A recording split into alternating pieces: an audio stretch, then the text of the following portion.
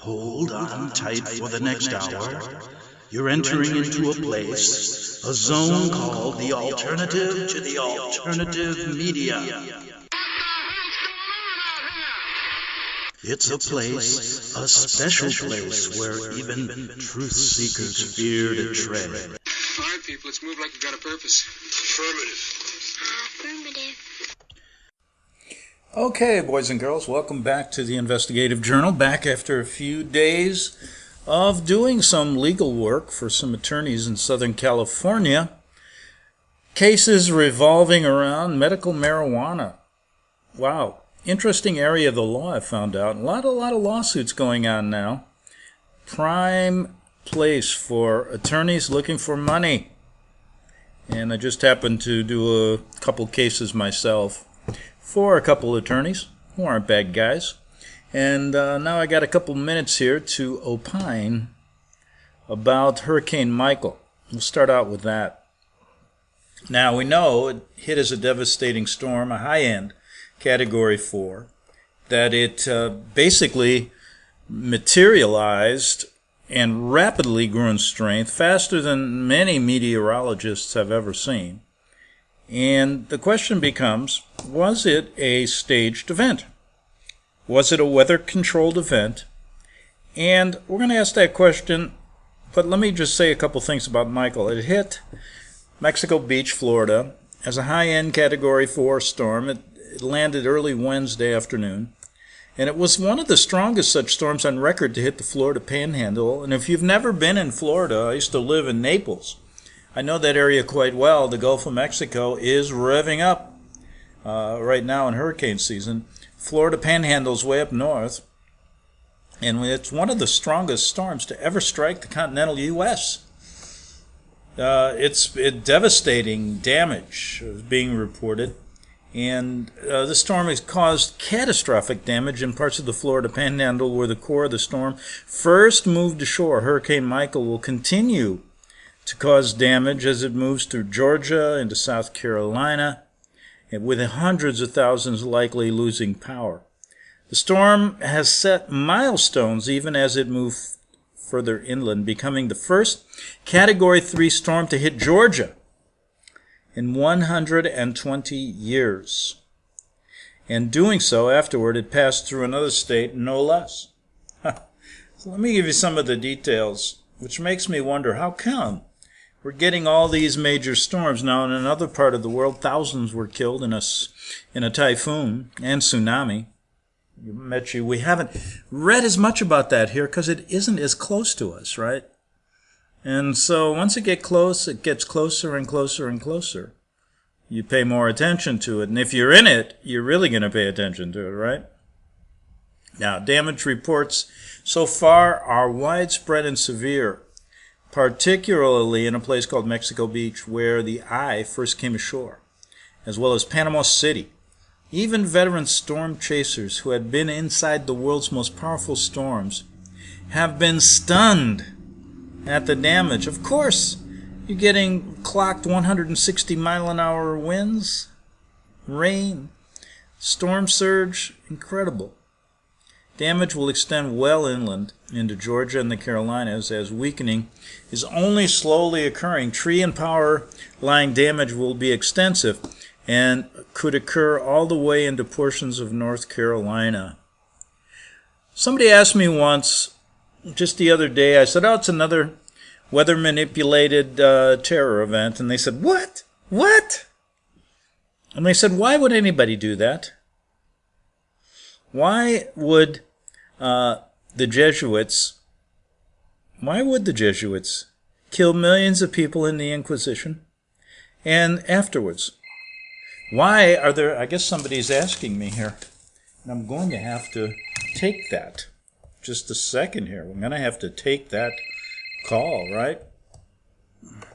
Okay, so I was asking the question, why would a lot of things happen that we can't understand? Why did they bring down the Twin Towers? Well, somebody that doesn't understand how the Vatican-led Jesuit New Order works would say that Arab terrorists did it. And they say, you're crazy. What about the JFK mysteries? What about who killed Kennedy? Who killed Lincoln? What about John F. Kennedy Jr.? I mean, there's so many cases here that people could go, well, why would they do that? Well, I've got a lot of answers to that, but I'm going to hold it because I just want to mention that this storm caused severe damage in the Georgia and the Carolinas, and millions and millions will be without power, and some may not see electricity restored for weeks. Give me a break. Maybe they want to take the land too. A lot of people don't come back to after these things. The land is so destroyed, and then somebody buys it up pennies to the dollar and then rebuilds, just like they did in Germany, correct? Just like they did in Japan, and just like they're going to do in America when the financial collapse hits and World War III breaks out.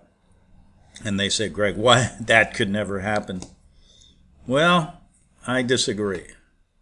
Now, the big picture is Hurricane Michael ranks in the top 3 hurricanes of all time to make landfall in anywhere in the continental U.S. in terms of its minimum central air pressure at landfall, which was 919 millibars. By this metric, it was stronger than Hurricane Andrew, we've heard of that, Hurricane Katrina, we've heard of that. And according to expert Philip Klutzbach, there were only 2 other hurricanes that had made landfall in the U.S. with a lower atmospheric pressure than Hurricane Michael. In general, the lower the pressure, the stronger the storm. Regarding the storm's 155 to 165 mile an hour sustained winds, that's sustained. That's not wind gusts higher. No prior hurricane has hit the Florida Panhandle with winds as strong as Michael. Between the lines, you've got to read overnight Tuesday and into Wednesday, Hurricane Michael underwent a period of explosive intensification. I remember Tuesday I was hearing, it's a tropical storm Cat 1. But it intensified so quickly. How does that happen? Explosive intensification that was not explicitly forecast by any computer model or human forecaster. In just a few hours on Tuesday night, Hurricane Michael developed the classic look of a devastating Category 4 or 5 storm with a clearly defined eye, surrounded by towering thunderstorms extending high into the atmosphere. Incredible.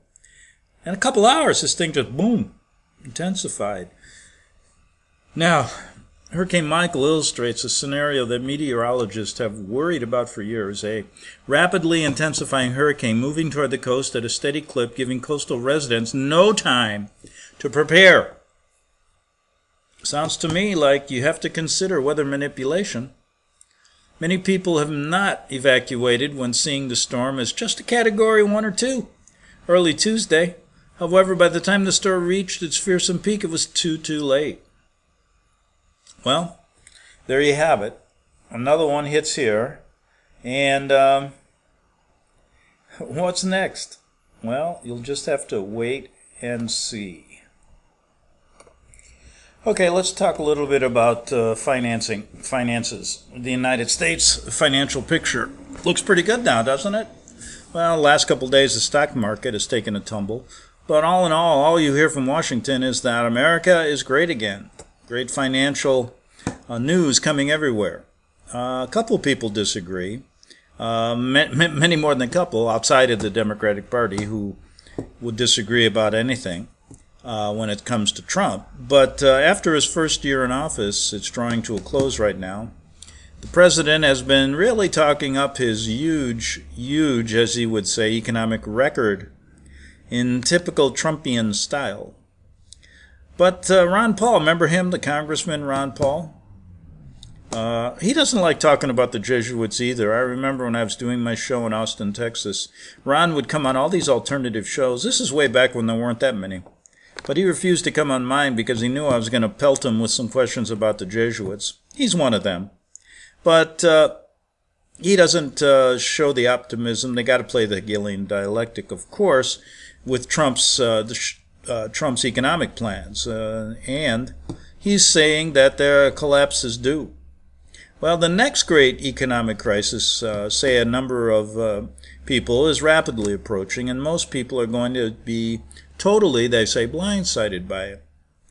Why do you think that's true? Because if you tell people everything's good and everybody believes it, then they won't fear anything. It's like your enemy has gone away, and now the enemy can work even harder to destroy you because you don't even recognize the enemy. So maybe that's why they're saying they'll be blindsided by it, because they're living an illusion. Now, even though the warning signs are obvious to financial forecasters, not obvious to me because I'm terrible in finances, but most Americans continue to believe that our leaders, this is true, know what they're doing, and that everything will be just fine. And then you read a report that, I was reading this, one congressman was saying there's over 265 sexual predators in Congress alone. I think that's a low number. But even though there's warning signs, they say most Americans will continue to believe these pedophile leaders of ours. But what will happen when the next financial crisis happens and trillions of dollars of paper wealth disappear right into thin air? What's going to happen? You can't have any money. Pretty simple. People are going to freak out. What will happen when the coming credit crunch causes economic activity to dramatically slow down and millions upon millions of people lose their jobs? Now, all I hear from Washington is the job market is great. More jobs than there are people. What kind of jobs? That's what I want to know. This shouldn't sound far-fetched, the idea that millions will lose their jobs. Remember, this is exactly the kind of thing that we saw back in 2008. And the next great financial crisis is likely to be significantly worse. Our economy is in a far worse shape than it was back in 2008. Now, that's not what I hear. I hear it's in great shape. And government dependence is now at an all-time high, even though most Americans are still enjoying debt-fueled false prosperity. Well, of course, we're 20 trillion zillion dollars in debt. What kind of debt? We understand this is all paper money. We are living in the largest debt bubble in the history of the planet, and when it bursts, we are going to experience a crippling adjustment to our standard of living. Standard of loving? I don't know, but I read loving. That's what it said. So I am paraphrasing some of this stuff. But listen, as I was reading this, I was thinking, my God, if I was representing or if I was doing a case regarding a counterfeiter, what would my argument? Couldn't I argue that he's doing nothing more than what the government is doing when they print Federal Reserve notes based on nothing? Or cryptocurrencies that are based on nothing? Oh, and by the way, we're going to do a show next week on cryptocurrency. I'm going to have an attorney come on who deals with all these false cryptocurrencies going around the world and people thinking they're worth something. It's an interesting story. Some people understand that what's happening is going to happen. What we're talking about here is going to happen, and they're really preparing for it. But unfortunately, most Americans are not preparing for the economic depression, and they're going to be bitterly sorry they didn't. Nobody prepares really for anything. It's kind of like talking to a person who is preparing for their death. It's a real gruesome task. You got to write a will. That's not that bad. Then you got to go through, what's going to happen? Where do I want to go afterwards? Put me in a box, cremate me.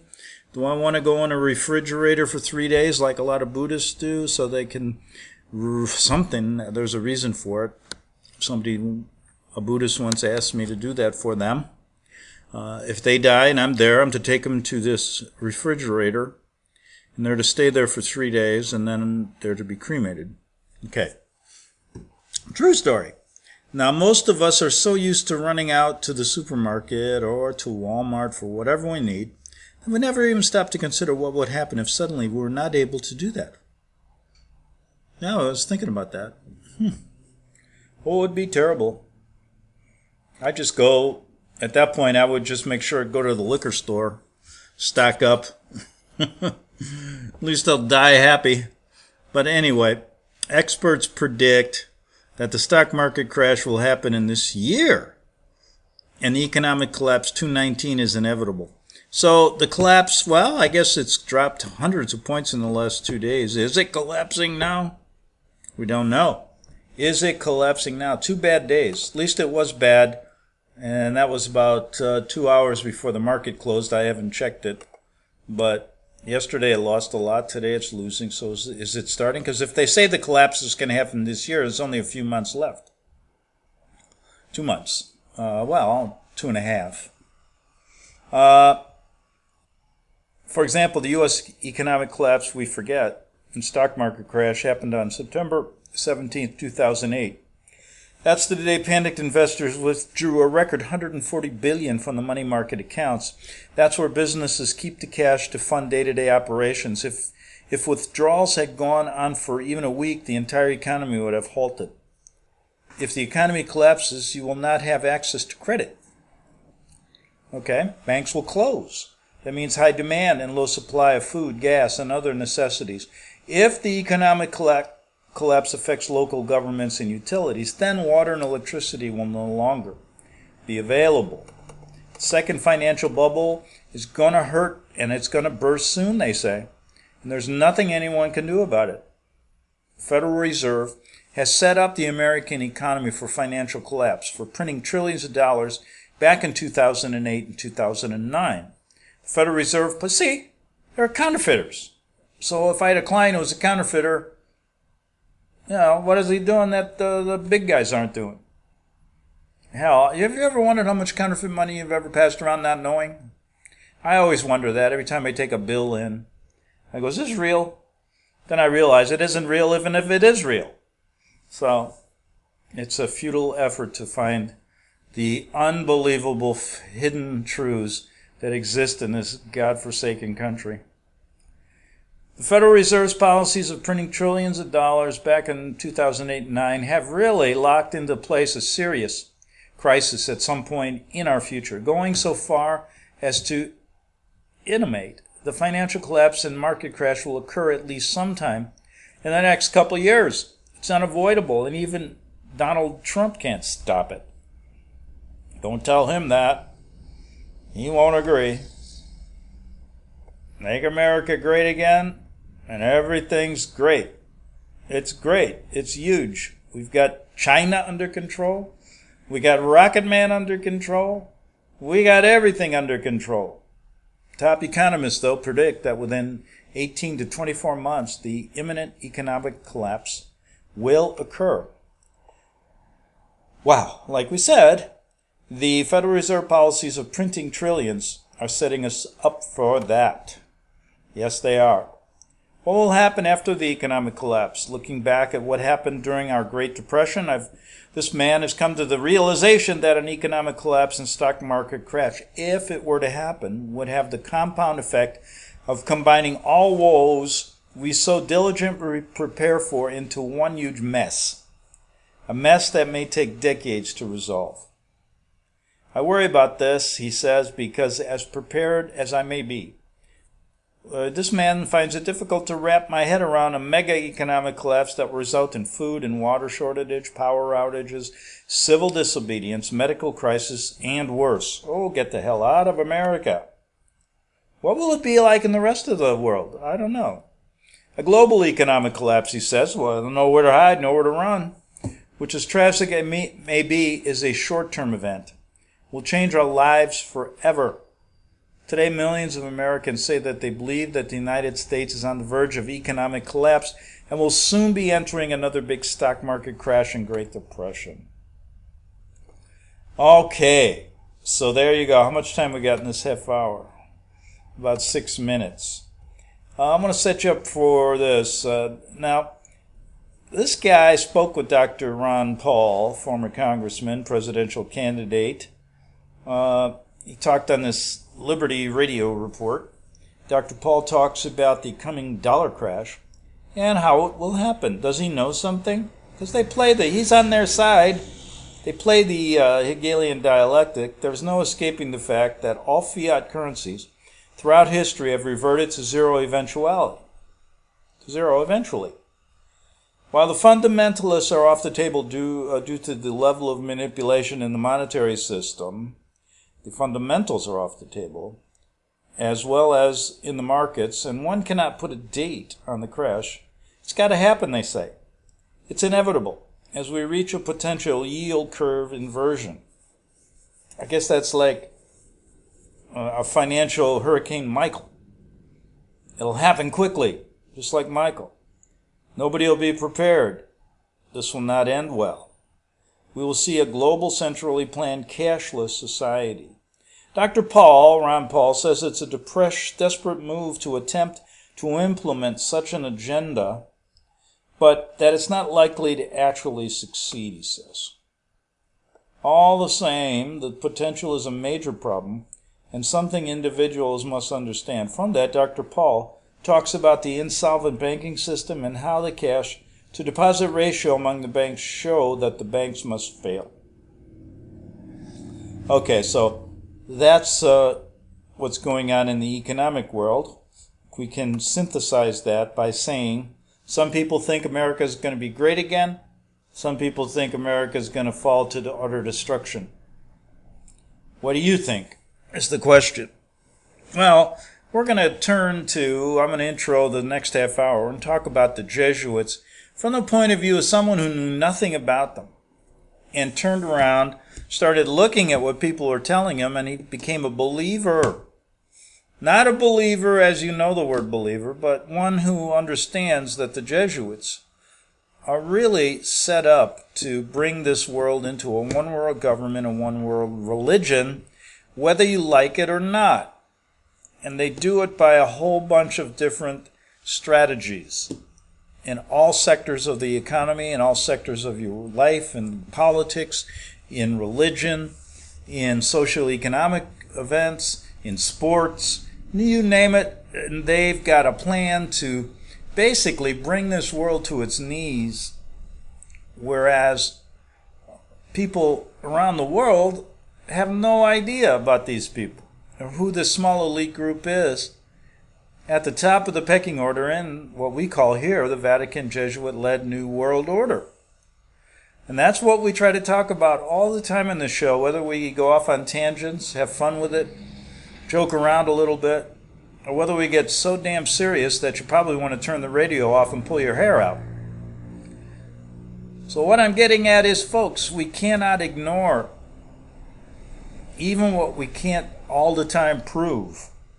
And it is not easy to prove beyond a reasonable doubt what I say here is true, because they are a secret society, one that's steeped in secrecy.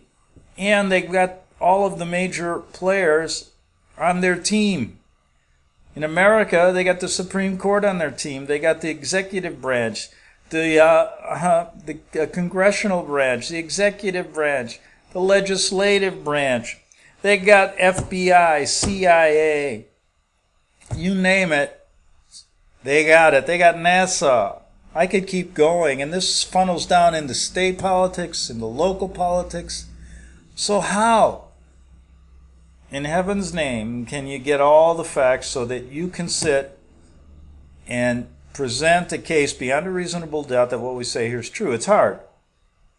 And that's why they succeed. Because they always deflect. But if you get right down to it, we know here this is the truth. Although we can't put all the pieces of the puzzle together, that puzzle, once it's put together, indicates one thing. It'll say on it, New World Order, and you won't even know who created it. That's how they operate. But you know they're bringing the whole world under Rome's jurisdiction. Back in 3 minutes on the Investigative Journal. The book of Revelation says, the spirit of prophecy is the testimony of Jesus Christ. This is at the very heart of FirstAmendmentRadio.com. In that spirit, we have created the Prophecy Reality News app, for all of your mobile devices. Streaming First Amendment Radio 24 hours a day, 7 days a week. Available for your Apple, Android device, and smartphone absolutely free. Get the Prophecy Reality News app installed today so you can listen to First Amendment Radio wherever you are. The Prophecy Reality News app. Get it now.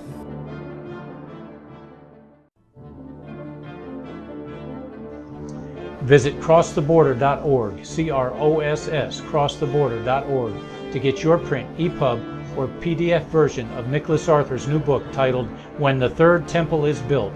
That's crosstheborder.org. When it comes to prophecy today, much of the evangelical Christian world has their eyes on Israel, waiting and watching to see when the third temple will begin to be built. The plans are drawn. The Jewish people are eager.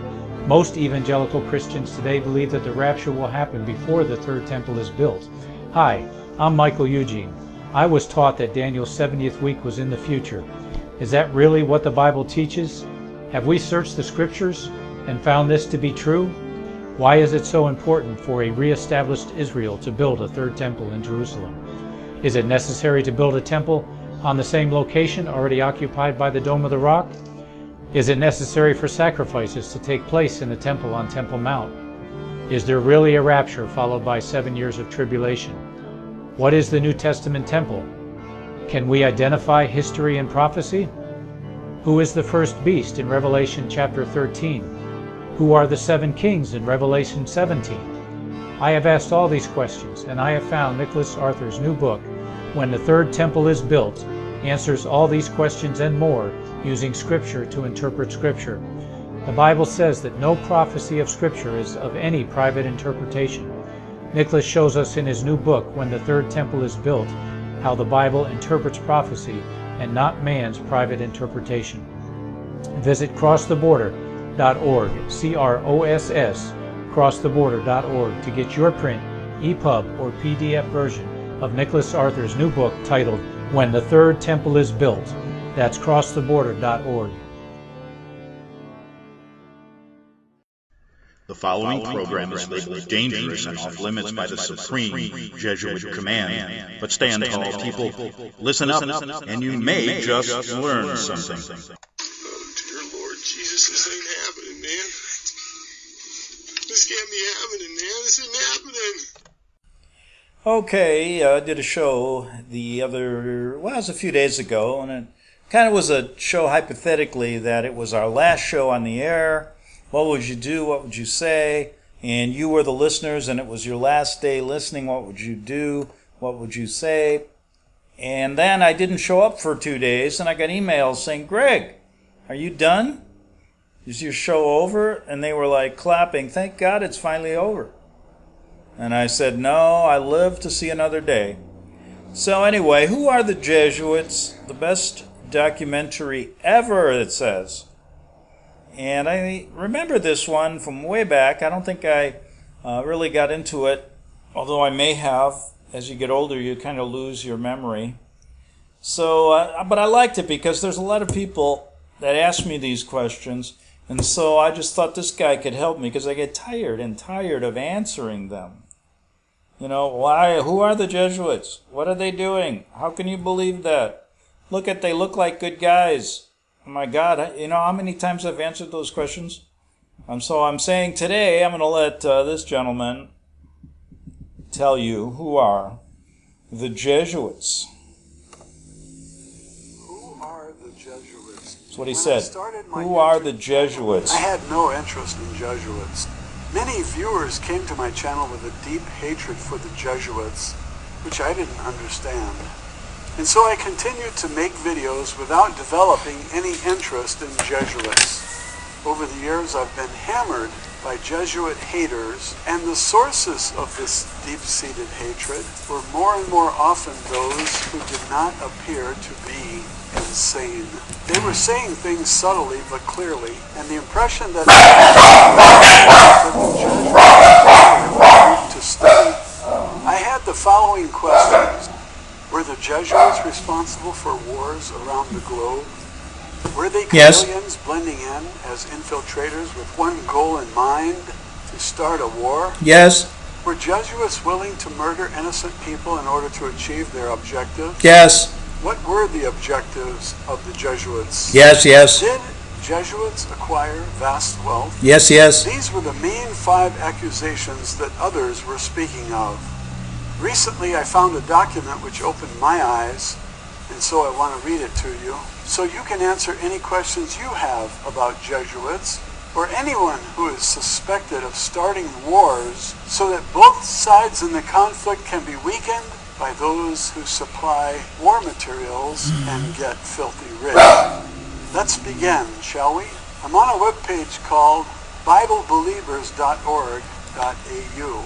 I will put the URL in the video description for you. The Jesuits are a military religious order of the Roman Catholic Church. Papal Keys. This is a quote.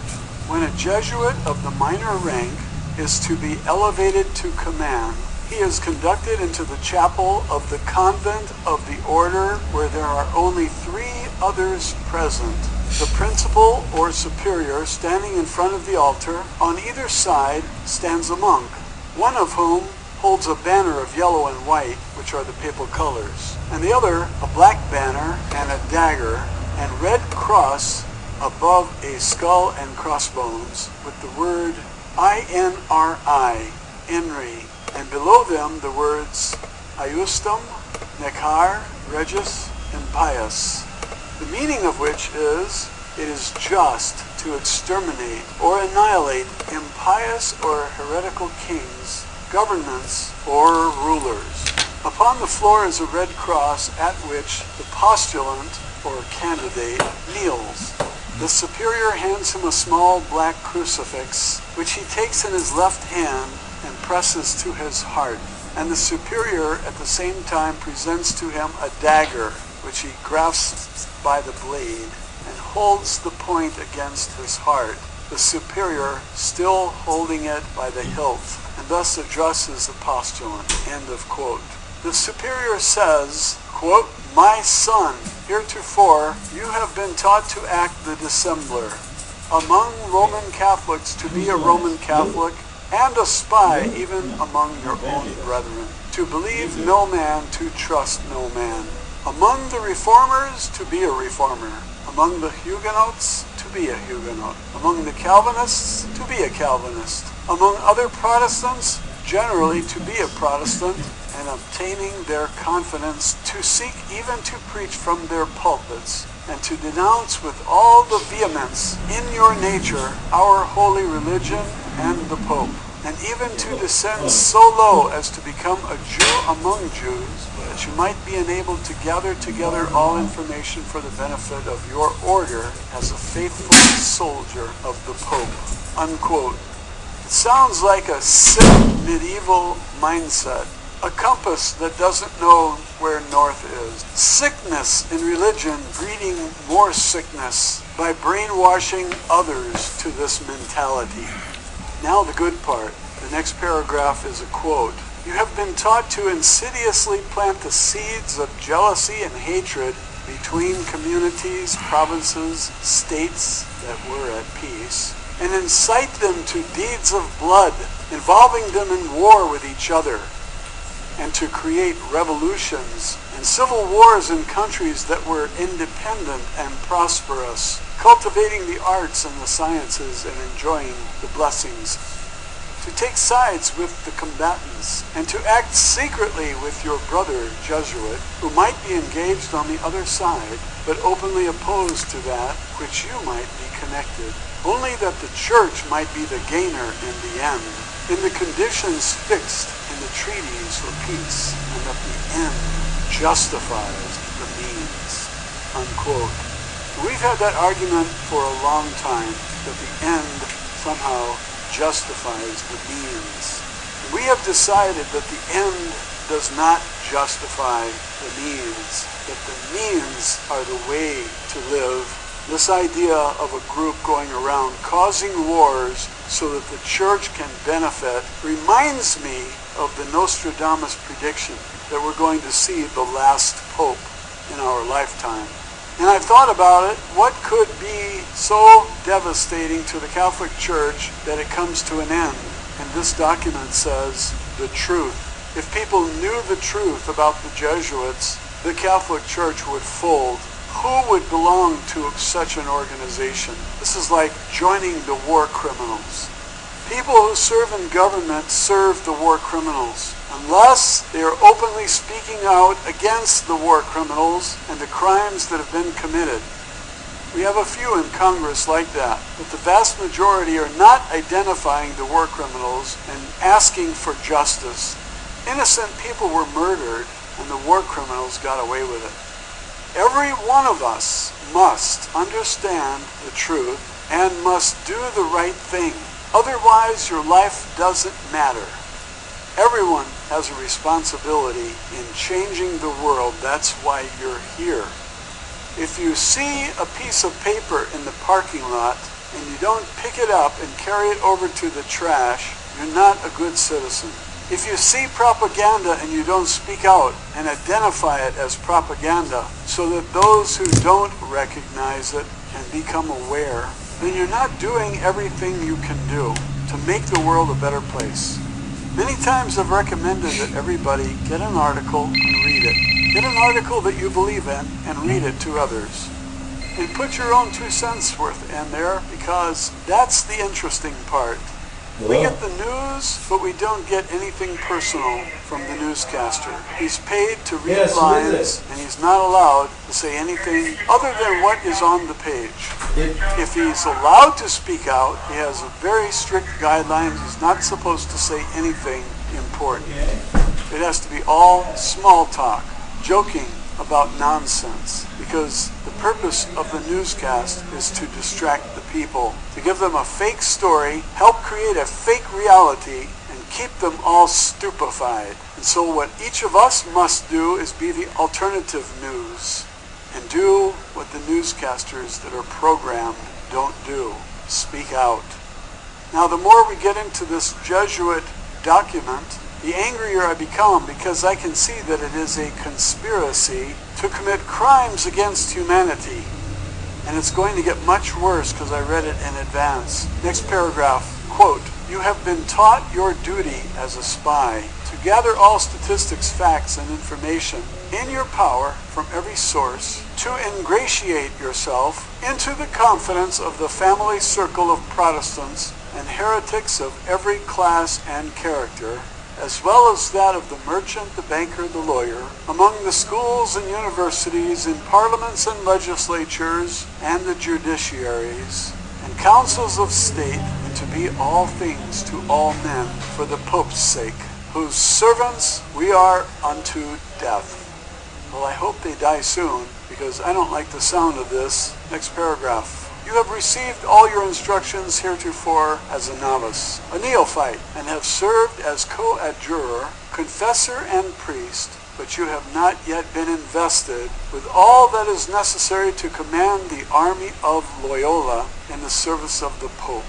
You must serve the proper time as the instrument and executioner, as directed by your superiors, for none can command here who has not consecrated his labors with the blood of the heretic. For without the shedding of blood no man can be saved. Therefore, to fit yourself for your work and make your own salvation sure, you will, in addition to your former oath of obedience to your order and allegiance to the Pope, repeat after me." It says the following material contained in Congressional Record, House Bill 1523, contested election case of Eugene C. Bonnewell against Thomas S. Butler, February 15, 1913, pages 3,215 and 16. The oath appears in its entirety in the book The Suppressed Truth About the Assassination of Abraham Lincoln by Burke McCarty, pages 14 to 16. I will now read the extreme oath of the Jesuits. "I state your name, now in the presence of Almighty God, the Blessed Virgin Mary, the Blessed Michael the Archangel, and the Blessed Saint John the Baptist, the Holy Apostles, Saint Peter and Saint Paul, and all the saints and sacred hosts of heaven, and to you, my ghostly father, the Superior General of the Society of Jesus, founded by Saint Ignatius Loyola in the pontificate of Paul III and continued to the present, do by the womb of the Virgin, the matrix of God, and the rod of Jesus Christ declare and swear that His Holiness the Pope is Christ's vice-regent and is the true and only head of the Catholic or Universal Church throughout the earth, and that by virtue of the keys of binding and loosing given to His Holiness by my Savior, Jesus Christ,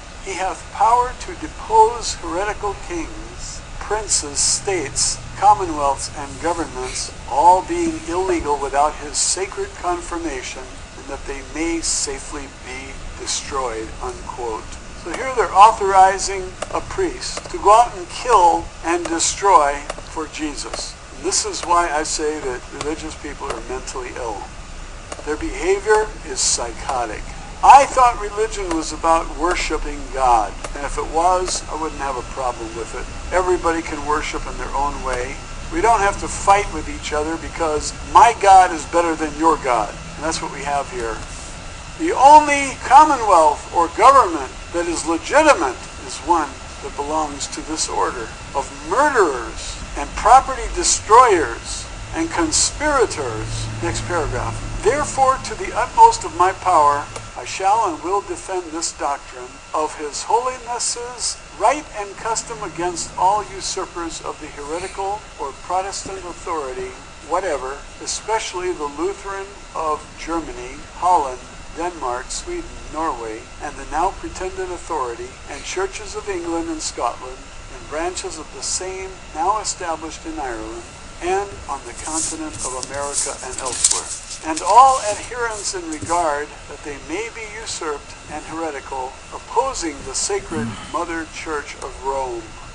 So if you vary the slightest from the Catholic Church of Rome, you are not legal and you deserve to be killed. I'll finish the last sentence. I do now renounce and disown any allegiance as due to any heretical king, prince, or state named Protestants or liberals, or obedience to any of the laws, magistrates, or officers. Next paragraph, quote, I do further declare that I will help, assist, and advise all or any of His Holiness's agents in any place wherever I shall be, in Switzerland, Germany, Holland, Denmark, Sweden, Norway, England, Ireland, or America, or in any other kingdom or territory I shall come to, and do my uttermost to extirpate the heretical Protestants or liberals' doctrines, and to destroy all their pretended powers, legal or otherwise, unquote. Next paragraph, quote, I do further promise and declare that notwithstanding I am dispensed with to assume my religion heretical for the propaganda of the Mother Church's interest, to keep secret and private all her agents' counsels from time to time, as they may entrust me, and not divulge directly or indirectly by word, writing, or circumstance whatever, but to execute all that shall be proposed, given in charge or discovered unto me by you, my ghostly father, or any of this sacred covenant. Well, they think they have Jesus on their side.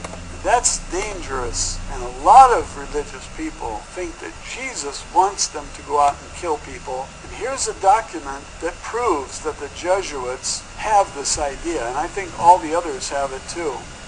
How many people have died because of religious beliefs? Each side thinking that they're justified in murdering the other. This changing has to stop. We cannot continue to think like this. This is cancer. Religious people think that my channel is the place where they should drop their ordinance of scriptures in order to persuade others to go for the insanity that they went for.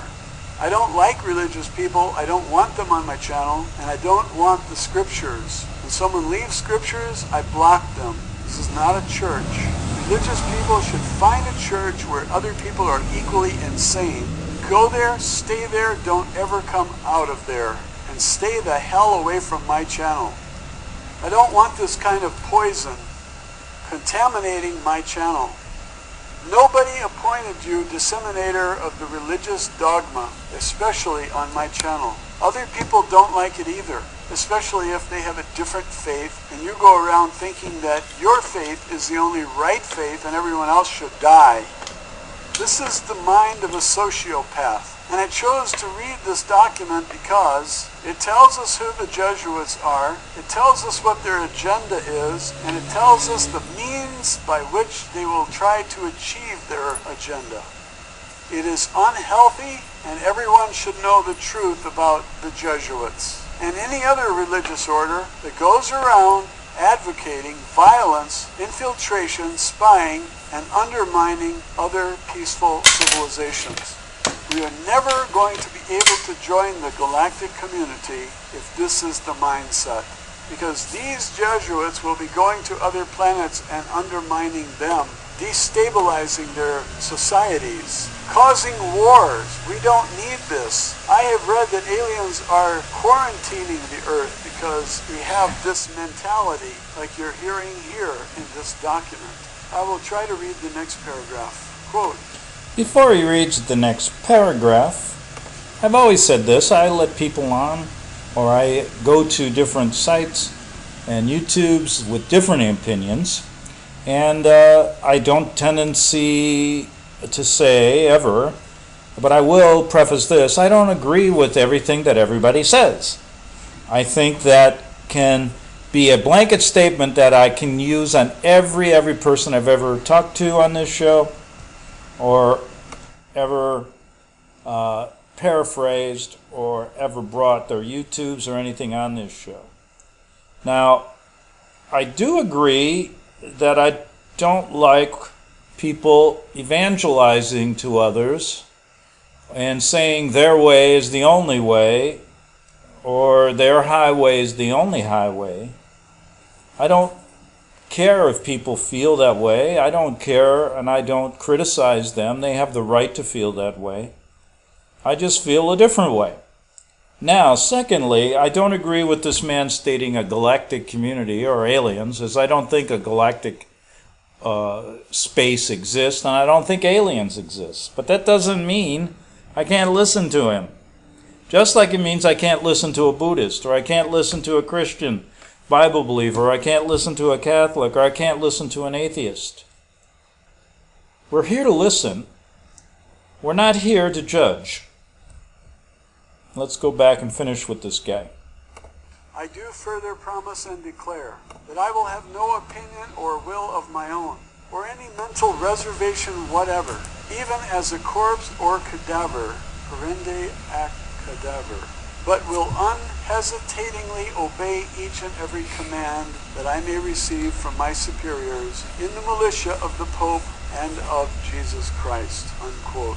So this mindless person is going to give up all of his free will, all of his better judgment, and just follow insane orders. This is a sickness, and it's too bad that the Jesuits have become so wealthy by causing wars and funding both sides. When a group of people conspires to create trouble like this, they should be banned everywhere on Earth. They should be quarantined on another planet. I think we have the capabilities now to fly them there. Just let them fend for themselves. Next paragraph talks about the austerity that they are willing to endure. Quote, that I may go to any part of the world whithersoever I may be sent. To the frozen regions of the north, to the burning sands of the desert of Africa, or the jungles of India, to the centers of civilization of Europe, or to the wild haunts of the barbarous savages of America. Ooh. Without murmuring or repining, and will be submissive in all things whatsoever communicated to me, unquote. Now they're doing all this suffering for Jesus, and they think that Jesus wants them to go out and kill, like this is a football game or something. Go out there and murder them. We won, they got slaughtered. No, it isn't a football game. It's a world in which we're all trying to get along, and this group is sociopathic.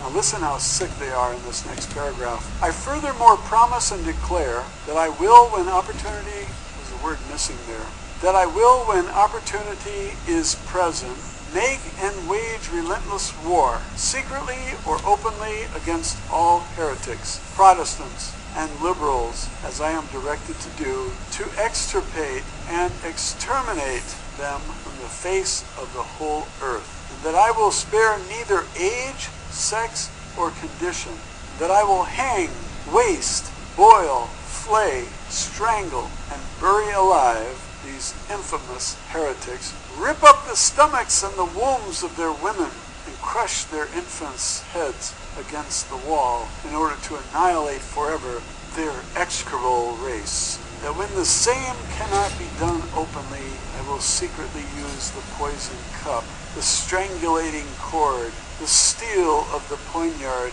or the leaden bullet, regardless of the horror, rank, dignity, or authority of the person or persons, whatever may be their condition in life, either public or private, as I at any time may be directed so to do by any agent of the Pope or Superior of the Brotherhood of the Holy Faith of the Society of Jesus. You know, it's really embarrassing to hear the word Jesus mentioned in the same sentence as that.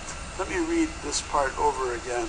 Rip up the stomachs and wombs of their women and crush their infants' heads against the walls. Okay, that's about it. I'm running out of time today.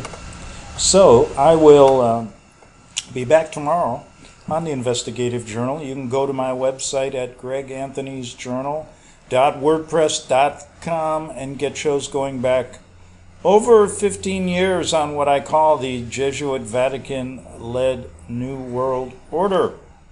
Okay, you can also get many of my shows on YouTube. Have a good evening, and we'll see you tomorrow on the Investigative Journal.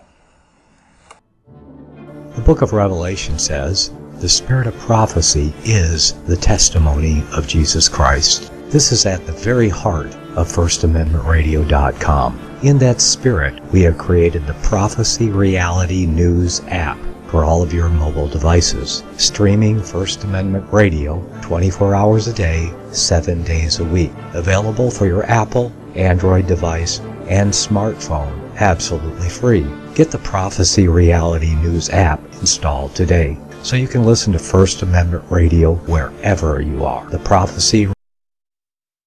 Since the beginning of time, kings have sought it, nations have fought for it. It has been traded, it has been borrowed, it has been purchased, it has been stolen. There's a reason for it.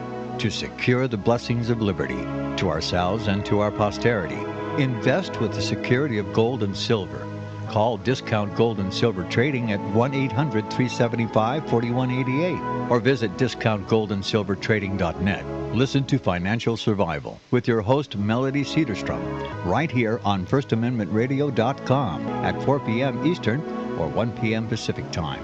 Visit discountgoldandsilvertrading.net or call Discount Gold and Silver Trading at 1-800-375-4188. Toll free 1-800-375-4188.